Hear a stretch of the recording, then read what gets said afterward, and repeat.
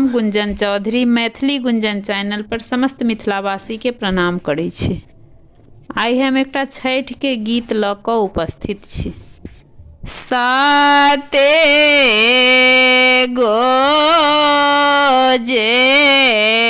घरबा हो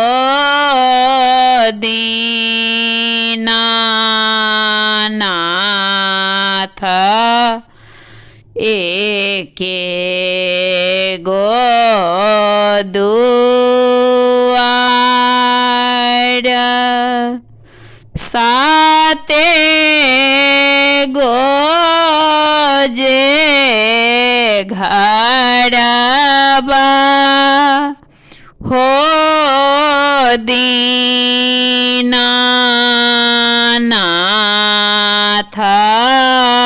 एके गो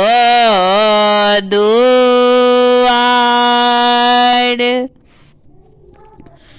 नीपाइते पोताइते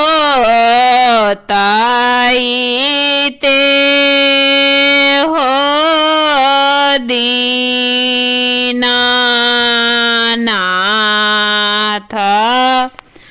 हाथबा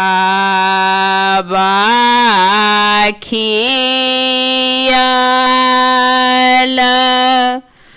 तैयो न छोड़ाइली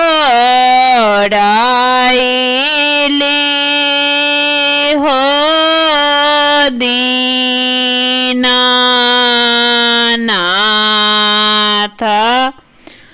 बाँझिना के नाम तैयो न छोड़ाइली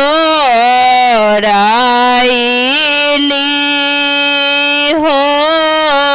दीनानाथ,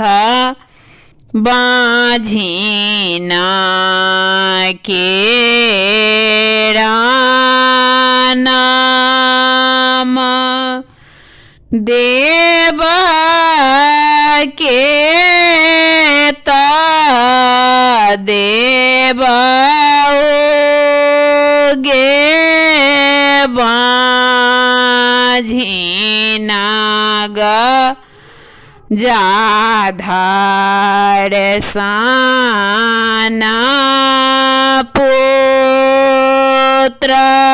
गौरव जानी, करबे गे बाँझिना, देलो लेबाऊ छीन, छीन के त छीनबाई हो दीनानाथ, हँसत नाग्र लोग बाँझिन पद छूटताई हो दीनानाथ, मारा छीन पड़तई नाम, बाँझिन पद छूटतई हो दीनानाथ, मारा छीन पड़तई नाम।